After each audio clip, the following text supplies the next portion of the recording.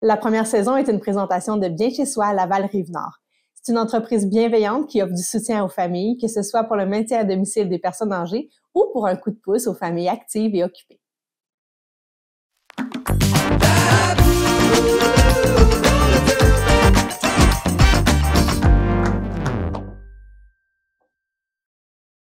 Bonjour à tous, mon nom c'est Marie-Michelle Funk, je suis éducatrice à l'enfance en milieu familial. Je suis très contente de vous accueillir pour un nouvel épisode du podcast De la broue dans le toupette, un podcast où je regarde des situations challengeantes avec les enfants, où je partage des trucs et mon expérience par rapport à ça.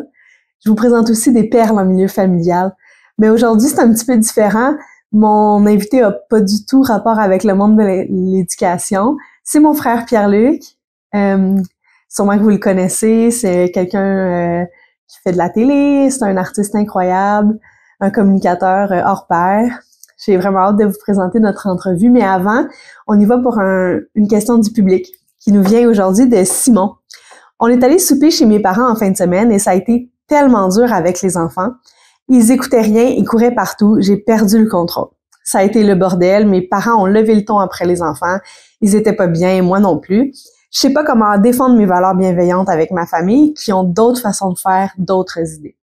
Donc, premièrement, merci beaucoup, Simon, pour la question. Je t'envoie plein d'amour. C'est vraiment pas facile de vivre ça. Des enfants qui écoutent rien devant nos parents, il y a comme un côté honte qui rentre à ça, puis c'est vraiment pas facile à vivre.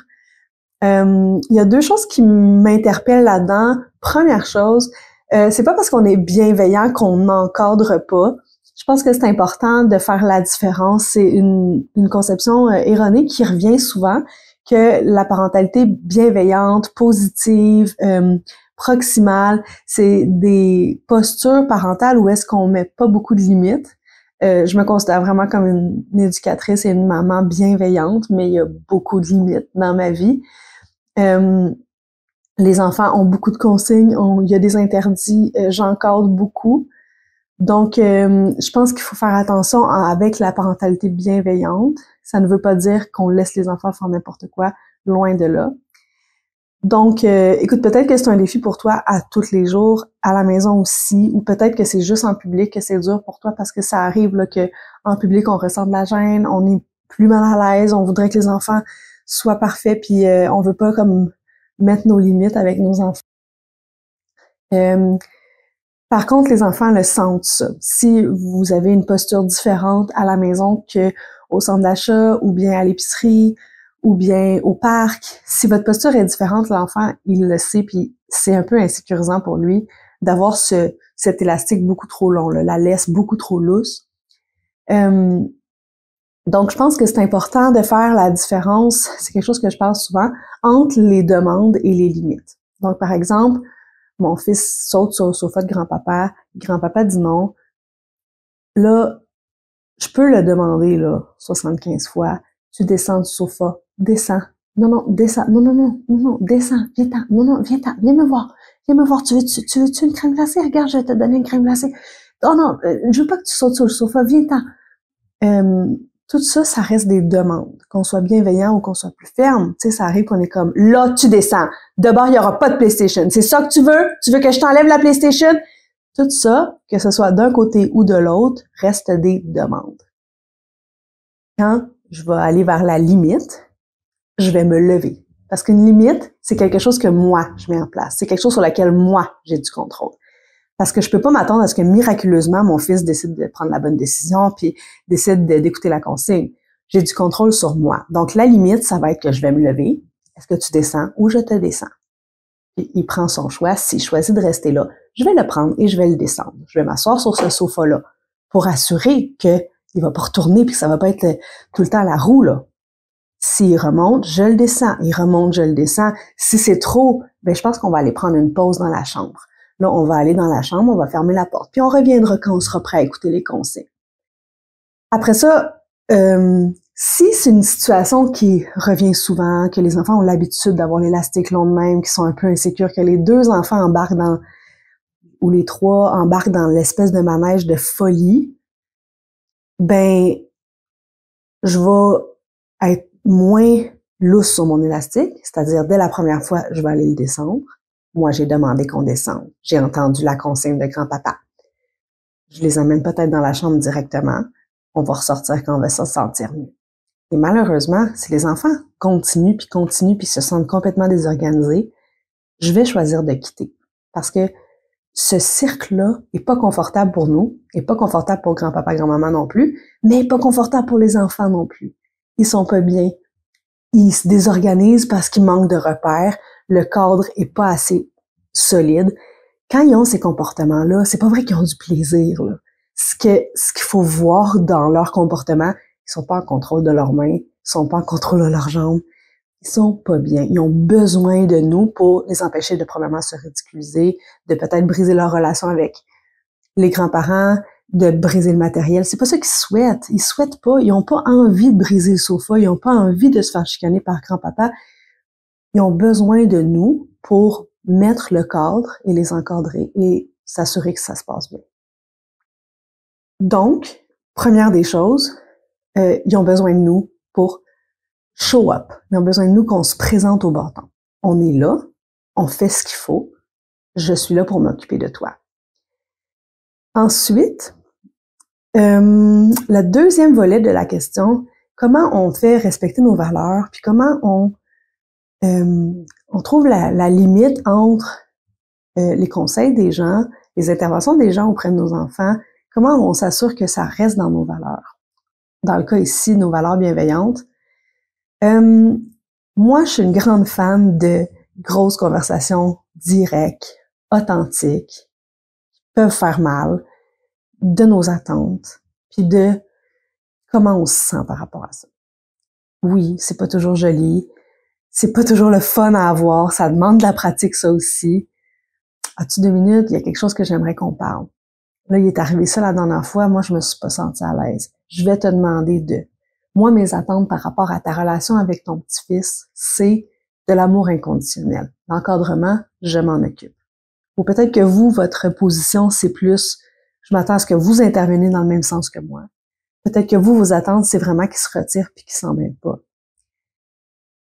Établissez premièrement vos attentes puis communiquez-les. Les gens peuvent pas savoir exactement ce que vous souhaitez puis ils font toujours de leur mieux.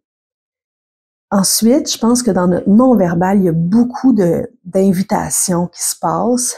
C'est-à-dire si notre non-verbal est comme complètement dépassé, notre non-verbal est comme des soupirs, des yeux à grand-maman, des mon Dieu, ils écoutent rien ces enfants-là. Ça invite au conseil, ça invite au je vais aller te sauver. Tu sais, surtout pour un parent qui voit sa fille ou son garçon struggle, avoir de la difficulté, trouver ça difficile, peut-être s'approcher d'une dépression, peut-être aller dans un burn-out, il y a un sentiment de sauveur là, qui arrive. Puis, c'est pas avec tout le monde qu'on a envie d'ouvrir cette porte-là. Fait qu'il faut faire attention à qu'est-ce qu'on dégage. Quand je fais une intervention auprès de mon enfant, devant du public, on va dire, c'est important comment je me comporte, puis c'est important que je dégage la confiance que je veux dégager. Ça dépend. Si je suis vraiment dépassée, là, ça arrive là, que je crie après mon enfant. Là, mon non-verbal, il dit « Non-Michel a besoin d'aide », puis c'est vrai que j'ai besoin d'aide. J'ai besoin que ma mère, ma soeur, mon chum viennent m'arrêter pour dire « Va prendre une pause, là, t'es plus bien ». Puis ça, j'invite tout le monde autour de moi à m'arrêter quand je suis en train de crier et que je suis plus bien. Par contre, c'est pas ça la majorité du temps. Là. Ça arrive une fois de temps en temps.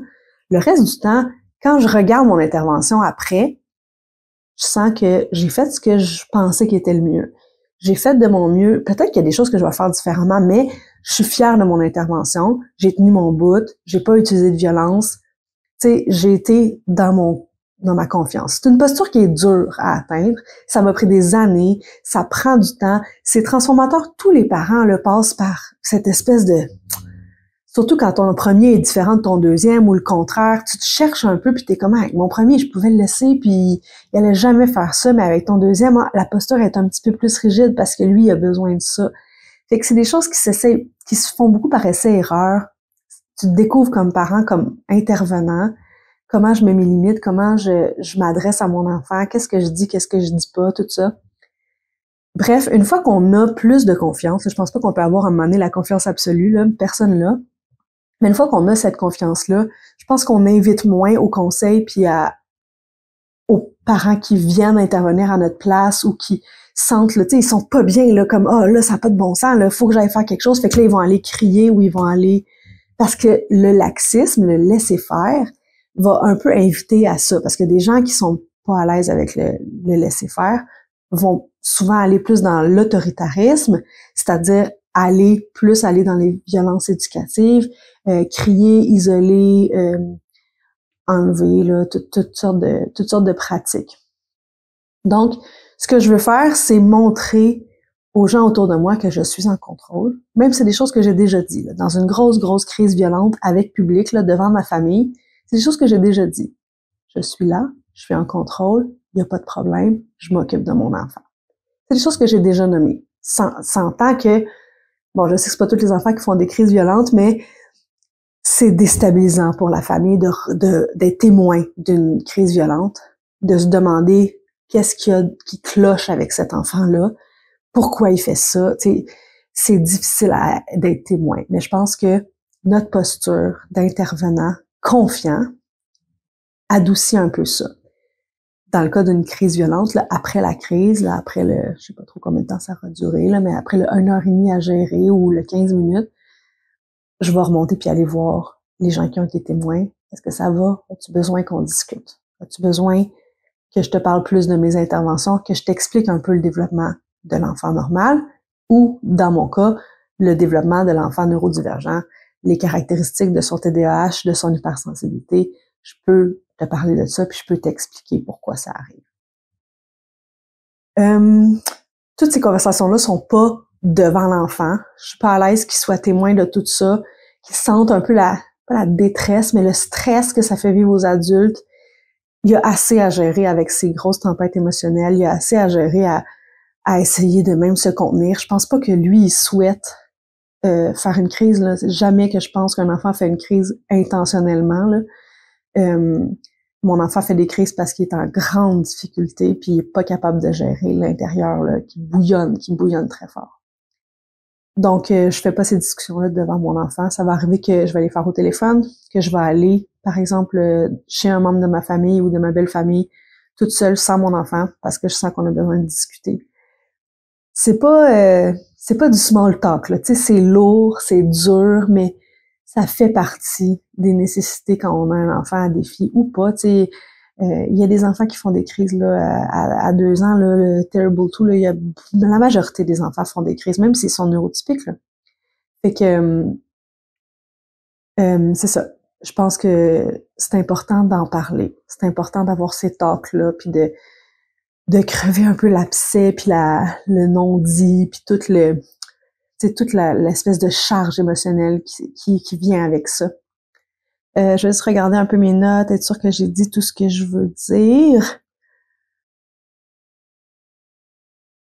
Ouais, c'est bon. J'ai tout dit, tout vidé mon sac par rapport à la famille. Je vous envoie vers l'entrevue que j'ai faite avec mon frère.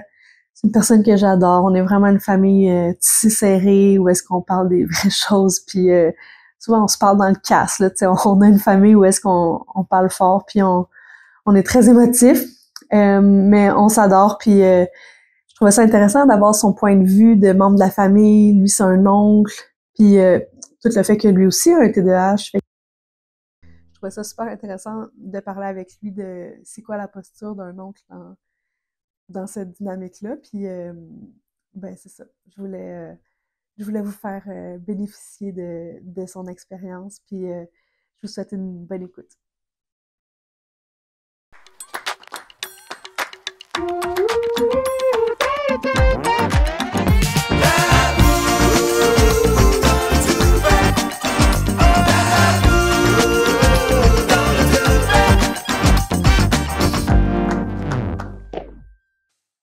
Salut Pierre-Luc, mon frère, je suis vraiment contente de te finir. Comment tu vas? Oui, moi aussi, je suis content d'être là. Mais là, je suis gêné parce que là, tu reçois juste des gens experts en éducation et moi. Mais toi, t'es l'expert communication, que nous, on est moins. Bon, gars, vois-tu, je vais essayer que ça m'aide un peu là dans ce podcast. Fait que toi, je voulais juste mettre en table, là, dans le fond, t'es mon frère, donc t'es l'oncle de mes 2 enfants. C'est les premiers enfants de notre famille, hein. C'est notre première expérience. Arnaud, c'est notre aîné, toute famille confondue. Fait que c'est vraiment nos premières expériences puis nos premiers pas de famille avec enfants. Oui, effectivement. Moi, je suis autant c'est excitant, tu sais, autant j'ai été excité d'être un oncle, tu sais, autant j'avais pas réalisé en fait à quel point ça allait être un apprentissage aussi d'être tu sais, mettons, toute ma vie j'ai été un frère, toute ma vie j'ai été un fils, mais pas toute ma vie j'ai été un oncle, tu sais, fait que là c'est comme il y a aussi un apprentissage, tu sais, à être un nouveau membre de la famille pour quelqu'un. Puis qui est un super beau rôle aussi, qui est un rôle que j'adore, mais qui est un rôle qui vient quand même avec beaucoup en tout cas pour ma part, là, tu sais, beaucoup de peur de se tromper, tu sais. Surtout quand là moi j'ai quelqu'un dans ma famille qui est toi, qui mettons connaît l'éducation sur le bout de ses doigts, fait que c'est comme la peur de faire quelque chose de pas correct aussi, comme et là tu te dis il y a tellement quelqu'un qui connaît plus ça que moi, tu sais, que comment moi je me place là-dedans, tu sais. Mais je pense que, tu sais, on a tellement des discussions honnêtes tout le temps. On est vraiment du monde de même, là, transparent. Ah non, c'est quoi que tu dis souvent? Intransigeant. Oui, ben je pense que ça, c'est malheureusement de nature de notre famille. Mais mais c'est ça, tu sais, puis je pense que, en tout cas, de ce que j'avais envie qu'on parle, tu sais, ça a été la clé pour nous autres. Je pense que ça peut être la clé dans beaucoup de familles, tu sais, puis c'est de pas avoir peur de parler, de pas avoir peur de poser des questions, de pas avoir peur de s'assurer, tu sais, puis en fait c'est de pas tout le temps juste faire confiance à nos réflexes même, tu sais. Effectivement, la transparence, je pense que c'est vraiment une belle posture dans ces situations-là. Fait que je voulais aussi mettre la table là, s'il y a des gens qui ont pas vu les autres épisodes, que dans le fond mon fils a un TDAH et de l'hypersensibilité, donc c'est un enfant à défi qui vit des grandes émotions, des grandes crises, puis qui peut être assez intense à vivre souvent. Fait que on l'aime d'amour, ça change pas l'amour qu'on porte à cet enfant-là. Il est incroyable dans ses forces, puis on l'aime vraiment, mais ça amène des défis dans notre vie de famille, puis des conversations comme tu dis qui sont nécessaires pour bien s'entendre. Ouais, exact. Puis tu sais, j'avais envie de partager aussi un peu notre histoire parce que je pense que ça peut être bénéfique pour beaucoup de gens, tu sais. Il y a beaucoup de gens, je pense que c'est une situation tellement commune mais qu'on parle pas si souvent que ça, tu sais, tu sais, mettons justement mon neveu là, tu sais, qui fait des crises puis tout ça, tu sais, puis oui, c'est un enfant avec un TDAH puis c'est un enfant avec défi, mais je veux dire tous les enfants font des crises là, tu sais, je veux dire c'est pas le seul enfant sur terre à en faire, tu sais. Puis au début, on dirait que ma relation avec les crises c'était de m'enlever, tu sais. C'était comme, oh, OK, ça, c'est comme une trop grande émotion pour moi. Je suis pas capable de la gérer. Je vais laisser Marie-Mi faire ce qu'elle veut faire avec ça, tu sais. Puis j'ai réalisé que c'est pas le bon réflexe. C'est comme pas abandonner, parce que, tu sais, je pense que c'est moins pire que ça. C'est juste comme de la naïveté de penser que je suis pas la bonne personne pour faire, puis j'ai peur de mal agir. Ça dépend des relations, je dirais, tu sais, parce que quelqu'un qui a pas tout cet intérêt que tu as à comprendre puis à bien faire les choses, peut-être que le parent va souhaiter justement un retrait. Peut-être qu'il va souhaiter une distance. Nous, je pense dans notre dynamique familiale, on est très, très impliqués, très, très présents. Tu sais, on passe des 4-5 jours ensemble au chalet, tu sais, on est très, très proches. Fait que dans cette dynamique-là, effectivement, moi, j'en suis venue à nommer que j'avais envie et besoin que pas juste toi là, que ma soeur, ma mère, mon père s'impliquent plus avec un genre de coaching là, parce que je sentais que je voulais pas qu'il se passe n'importe quoi non plus. Mais effectivement, c'est pas, tu sais, je pense qu'il y a pas de one size fits all. Il y a chaque dynamique familiale, chaque personne comment elle vit là. C'est ça. T'as été témoin de grosses crises violentes. C'était sûrement la première fois que tu vivais ça. C'est comment d'être témoin de ces grosses crises-là? Je me souviens d'une crise à Noël, là, une crise de, tu sais, de surcharge, là, une décharge sexuelle que t'avais été témoin. C'est vraiment spécial parce que tu sais, autant que c'est ça, c'est un être que t'aimes tellement, puis tout le niveau de l'apprentissage aussi, puis de, tu sais, quand t'as un enfant, tu veux y apprendre que ça se fait pas, ça c'est pas des comportements qui sont acceptables. Je permets pas que tu cries ou que tu frappes ou que tu mords, tu sais. Fait qu'il y a tout le côté où genre on doit lui apprendre des choses. Puis il y a tout le côté, tu sais, où comme moi, mettons, si il s'élance pour, mettons, te frapper ou te lancer un jouet, tu sais, je sais que le bon réflexe, c'est peut-être pas de comme lever le ton puis de l'arrêter, mais moi, mettons, mon instinct, c'est ça qui me dit, tu sais. Fait que comme il y a toujours une partie de mon instinct qui est dans la protection, puis aussi dû au fait de comment j'ai été élevé aussi, là, tu sais, où on chicane, on arrête, on veut pas surprendre l'enfant, là, tu sais, mais comme s'imposer, tu sais, dans cette situation-là. C'est vraiment pas juste dans notre famille, là. C'est très typique des années 90 dans laquelle nous autres, on était, qui était un encadrement très renvale tes émotions. Laisse pas voir à personne les tempêtes à l'intérieur de toi. Alors que maintenant, en 2020, les études ont montré qu'il y a beaucoup plus de transparence et vraiment plus positif pour l'enfant.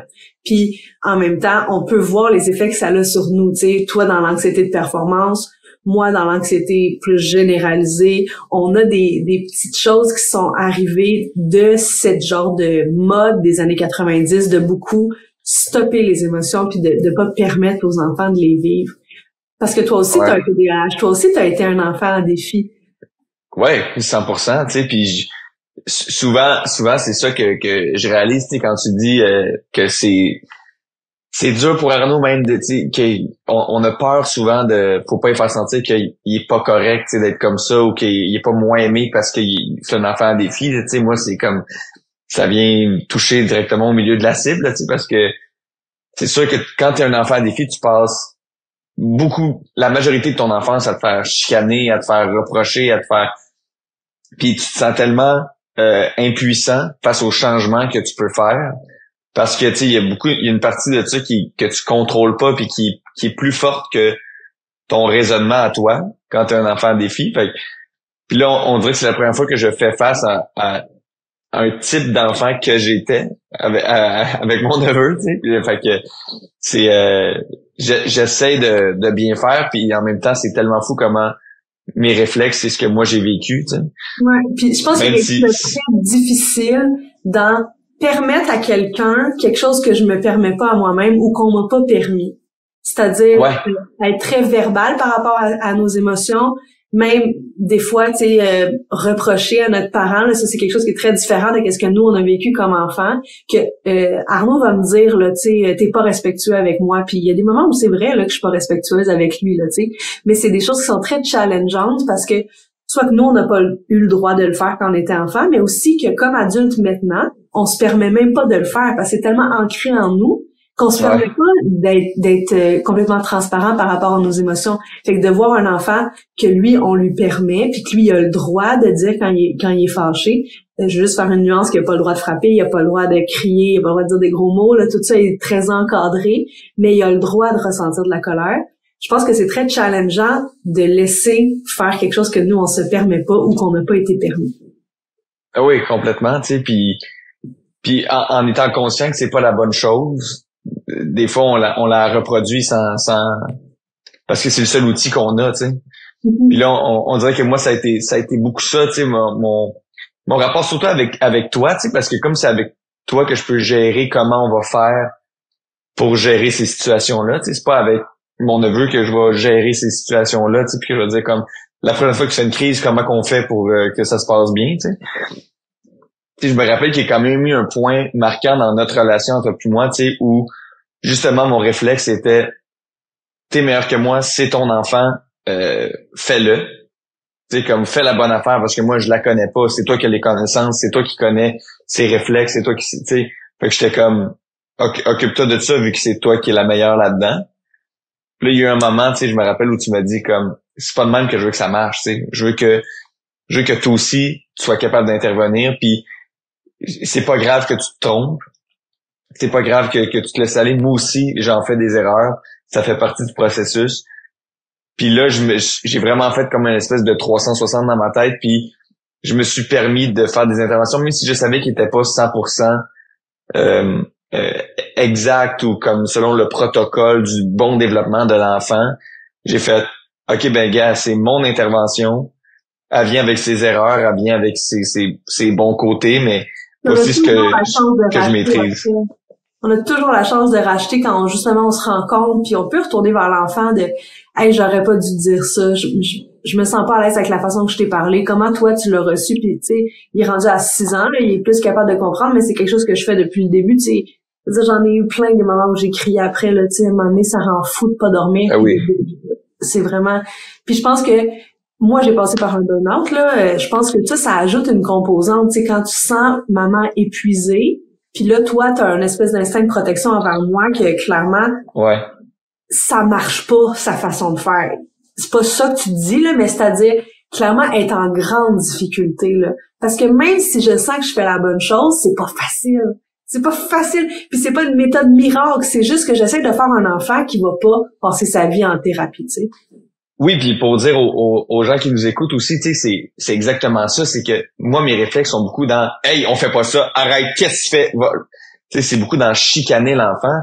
Tandis que toi, c'est accompagner l'enfant qui est en crise, qui hurle, puis c'est comme du réconfort, puis de la douceur, puis de voir, tu sais, en tout cas, moi, il y a comme cette image-là de vouloir lancer un jouet sur la personne où, genre, j'ai pas été capable de pas réagir, même physiquement, là, tu sais, à cette intervention-là, puis j'ai le goût de me lever, faire comme, là, ça va faire, tu sais.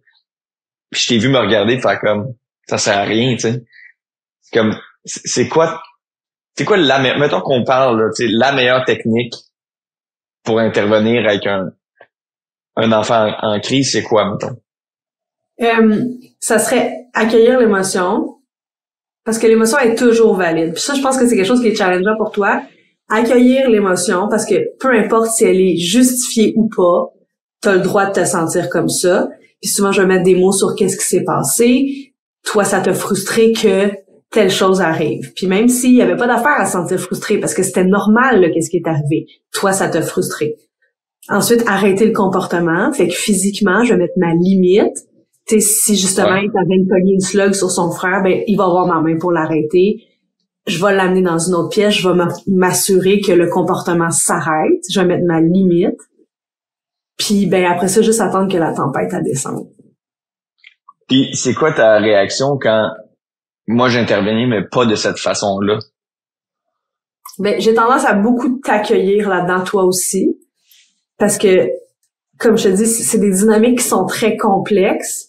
Puis c'est vrai pour tous les intervenants que je vois, puis c'est vrai pour tous les parents. Tu sais, la maman du petit gars au Jean Coutu qui fait le bacon à terre parce qu'il voulait un jouet. J'ai cette même vague d'empathie pour cette maman-là qui a pas plus le goût que ça se passe, là, tu sais. Puis toi, ce que je vois, mettons que tu es en train d'intervenir avec des yeux fâchés, c'est premièrement qu'est-ce que tu as vécu comme enfant, puis aussi ton malaise par rapport à ça. Donc, c'est toutes des choses qu'on peut adresser après ça en discussion, mais effectivement, si je sens que ton intervention est vraiment inacceptable, je vais la mettre, la limite, puis ça m'est déjà arrivé de la mettre, parce que je veux que mon enfant sente que je suis là pour le protéger puis que je suis dans son équipe. Puis ça va être tout le temps prioritaire sur toutes mes autres relations avec les gens. Quitte à te froisser pour là, on pourra réparer plus tard. Mais effectivement, si je sens que c'est vraiment inacceptable, ça veut pas dire un petit peu à côté, là, tu sais... Non, mais là, je veux dire aux gens, là, j'ai pas été un malade mental, là, tu sais, comme c'est pas avec moi, là, que t'as dû mettre la limite puis arrêter. J'ai comme... Non. Même, tu sais, c'est arrivé, j'ai quand même la notion de la violence un peu large, là. C'est-à-dire, pour moi, les violences ordinaires qu'on appelle sont quand même importantes, là. Tu sais, de dénigrer, de dire, ben d'abord, je t'inviterai plus chez nous si tu fais la crise. Tu sais, il y a quand même des choses qui sont pas de la violence physique, tu sais, in your face. Non, ça, mais de la manipulation émotive, là, tu sais, ou comme des affaires que tu fais comme, si tu fais des crises, on retournera plus au chalet, là, tu sais, puis là, tu fais comme, on veut que ça se passe bien, puis là, tu fais, ah non, c'est ça, là. C'est ça. Puis il a fait du chantage. Là, ça arrive que je vais mettre la limite de genre, tu sais, moi, je suis pas d'accord avec ça, va falloir qu'on en discute plus tard, puis etc. Ouais. Est-ce que, quand tu me regardes intervenir, est-ce que tu es capable d'identifier des choses qui sont les plus des triggers pour toi quand tu me vois intervenir? Sinon, des triggers pour moi, pas tant que ça, mais des fois, j'ai eu beaucoup ça avec l'opposition. Tu sais, un enfant, mettons, qui va réinventer la réalité pour son avantage, mettons, on joue à n'importe quoi, au mini-hockey, mettons, ensemble, puis que finalement, il décide que, ah non, mais j'ai fait un but tantôt. C'est comme, non, t'as pas fait de but. Oui, j'ai fait un but. Puis là, on voit que ça peut s'en aller vers une crise parce que ça se passe pas exactement comme il voudrait. Puis là, il a clairement inventé quelque chose. Puis là, des fois, moi, je te voyais faire comme, OK, ben gars, si tu penses ça, c'est toi qui penses ça. Puis là, il y avait beaucoup un questionnement en moi, puis je pense que c'est ça qui me triggerait. Je suis comme, là, l'enfant, vas-tu penser que c'est ça la réalité? Là? Il peut comme inventer des affaires, puis il y a personne qui dit non, c'est pas ça qui est arrivé, puis c'est pas même ça marche la vie, là, tu sais. Fait qu'on dirait que moi, mon instinct me disait, non, fais-y comprendre que il peut pas faire ça, là, inventer des affaires, puis qu'on va se plier à ses demandes, puis à ce qu'il a inventé. Ouais. Mais la suite de cette intervention-là, quand même, c'est d'accueillir, oui, toi, tu penses ça. Par contre, je pense pas que ça va changer l'outcome, là. Ben, corrige-moi si j'avais fait ça à ce moment-là. Là, je suis vraiment pas parfaite, mais j'ai tendance à pas changer la situation, mais accueillir beaucoup comment tu te sens. Toi, tu l'as perçu comme ça. C'est vrai que toi, tu pensais, on s'est peut-être mal compris. Mais il faut se dire qu'on est une famille d'opposants, là. C'est-à-dire notre père est opposant, t'es un opposant, je suis une opposante aussi. On est des gens qui aiment argumenter. On est des gens qui aiment le sport de s'ostiner. Oui. Fait que je pense que quand Arnaud s'oppose, puis ça a été toute une réalisation pour moi de réaliser que ça prend deux personnes pour s'opposer. Ça prend deux personnes pour argumenter. Un enfant peut pas argumenter tout seul. Donc, mon enfant est argumentateur parce que je suis argumentatrice avec. Et ce défi-là de se la fermer est vraiment majeur. Pour moi, puis pour toi aussi, je pense. Ah oui, complètement. Tu sais, c'est parce que des fois, tu sais, c'est ça, puis j'ai l'impression que c'est ça que l'enfant cherche aussi, tu sais. Il est comme, je vais dire n'importe quoi, mais on va s'ostiner ensemble, puis je vais pouvoir. Puis là, toi, t'es tellement convaincu que t'es comme, hey, c'est moi l'adulte, je le sais, c'est quoi la vérité. Je t'ai dit, peux-tu me croire quand je te dis que c'est pas ça qui est arrivé? Je sais pas, ou genre dans un jeu, ou non, la carte que t'as mis tantôt, c'était pas ça. Oui, c'était ça. C'est ça la carte que j'ai mis. Arrête de faire semblant que c'est pas ça qui est arrivé, c'est ça qui est arrivé. Je suis l'adulte, je le sais. Ouais. Puis là, faut que tu fasses comme, OK, mais il est pas là. En tout cas, c'est sûr que je comprends, mais peut-être que c'est pas ça, là, tu sais, c'est comme. C'est-à-dire qu'il est dans l'opposition pour l'opposition, pas pour son point. Alors que toi, t'es dans l'opposition pour ton point. Lui, il est dans l'opposition pour le jeu. Ben, je veux pas dire que c'est un jeu parce que c'est pas agréable, mais ça reste une dynamique, une danse, plus une danse. Il est dans la danse de l'opposition. Puis souvent, ça va être tellement un réflexe, ça va être tellement comme qu'il va dire n'importe quoi et ça ne fait aucun sens. Quand il était petit, même les mots se suivaient plus, là. Il avait 3 ans puis il argumentait puis tu le vois, là, ce n'est pas une phrase. Ce que tu as dit ne fait aucun sens. Il a pas, tu sais, il y a pas cette aisance avec les mots que nous on a. Puis je pense que toi, ben en fait les deux, on est des bons argumentateurs. On aime ça argumenter, on aime ça faire valoir notre point puis s'exprimer clairement. Fait que lui, il vient chercher en nous cette espèce de besoin d'avoir raison. Mais ça diffuse tellement de juste dire oui, toi tu penses que c'était pas cette carte-là. J'ai appris récemment aussi à dire on n'a pas la même version de ça, hein? Ou ton prof, elle avait pas la même version. Mais ça c'est apposer au lieu d'opposer, qui est un concept. Mais c'est ça que tu m'avais dit aussi. Un truc que tu m'avais donné que j'avais beaucoup aimé aussi, c'est sur ma propre il que je ne lui donne jamais raison.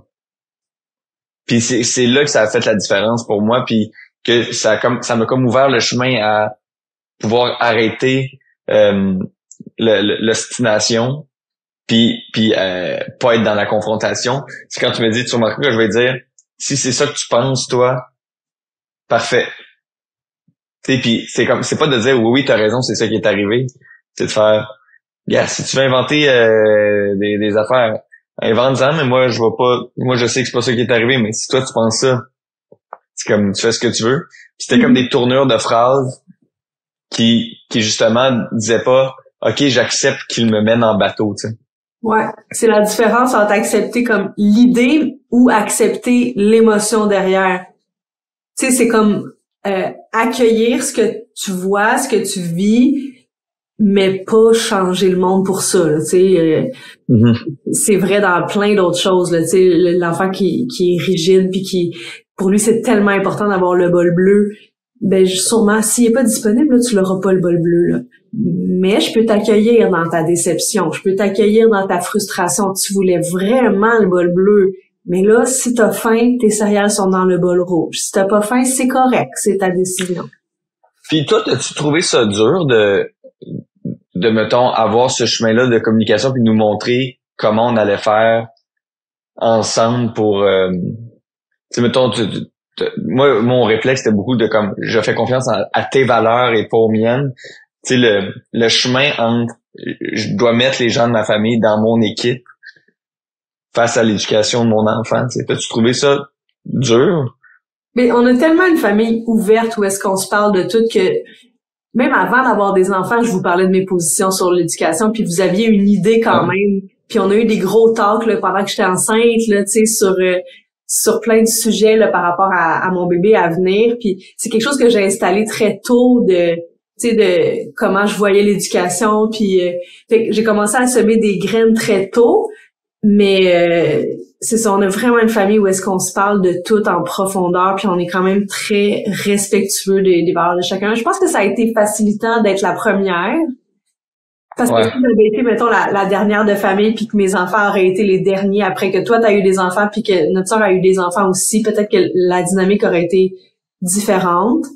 Mais là, vu que je suis la première, puis bon, ben tout ce qu'il y avait à vivre, ben c'est-à-dire pas tout là, mais beaucoup des défis qu'il y a à vivre. Tu sais, j'ai eu un prématuré. Après ça, c'est un enfant qui dormait pas. C'est un enfant qui était allaité à long terme. Tu sais, je suis très alternative quand même dans mes décisions. Puis tout ce que tu penses, ben tu sais, c'est comme ça qu'on élève des enfants. Ben probablement que je fais le contraire. Là, tu sais, je suis un peu de même dans la vie là. Ouais. Puis mais tu sais, je pense à des gens aussi qui ont pas peut-être la facilité à communiquer comme nous on l'a. Tu sais, je pense qu'on est beaucoup dans l'ouverture. Tu sais, puis je trouve ça plate justement pour des familles qui ont peut-être peur de dire à leurs proches comment agir ou comment ils devraient intervenir. Puis tu sais, qui ont pas ce canal de communication là. Tu sais, pour des gens qui ont pas la communication facile, comment tu fais pour montrer à tes proches comment intervenir auprès de ton enfant, tu sais. Je suis pas sûre que dans un contexte où la relation est pas comme nous, où la relation est moins optimale, où on peut pas tant parler de ces affaires-là sans créer des méga frettes, où est-ce que, ben peut-être que là, on va demander plus une distance. Puis, tu sais, si aller chez les grands-parents à tous les dimanches, puis vivre des affaires dégueulasses à tous les dimanches, peut-être c'est pas notre rythme. Peut-être qu'on va juste vouloir prendre une distance. Tu sais, des fois, les relations permettent pas de grandir ensemble. Fait que peut-être qu'on est mieux de juste, tu sais, mettre plus une distance qu'une proximité, comme moi, j'ai choisi de faire dans notre famille parce que c'était propice à... Tu sais, on a cette ouverture-là pour aller ensemble là-dedans.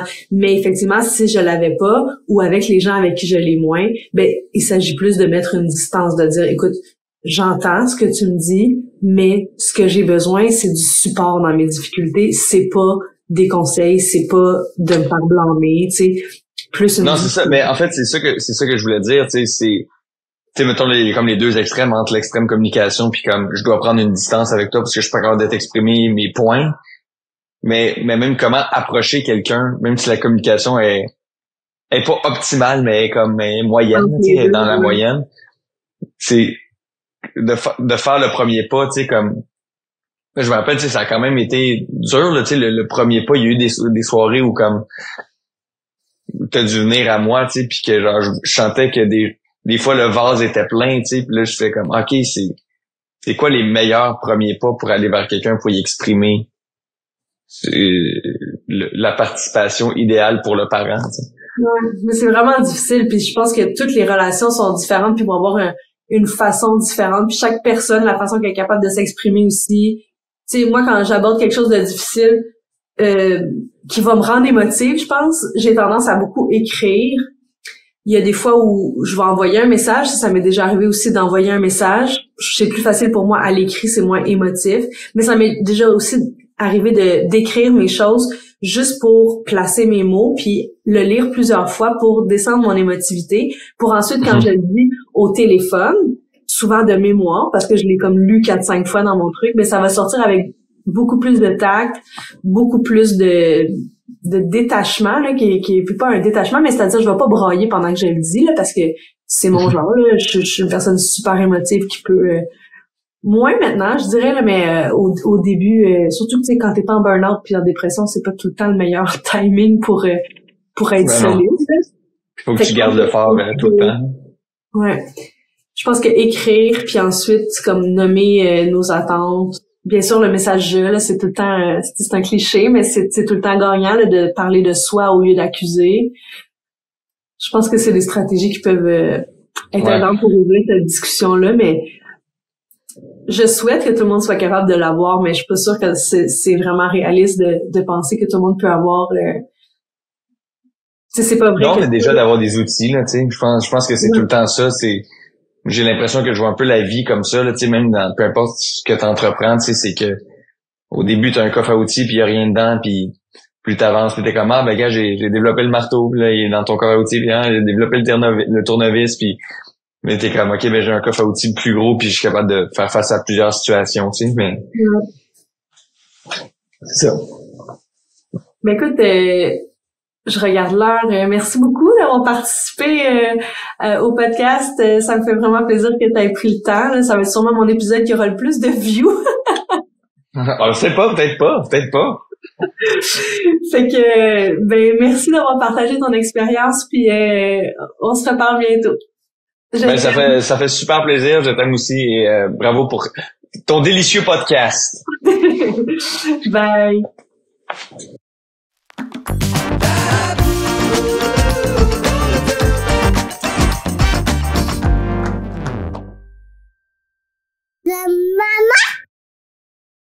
La première saison est une présentation de Bien chez soi Laval-Rive-Nord. C'est une entreprise bienveillante qui offre du soutien aux familles, que ce soit pour le maintien à domicile des personnes âgées ou pour un coup de pouce aux familles actives et occupées.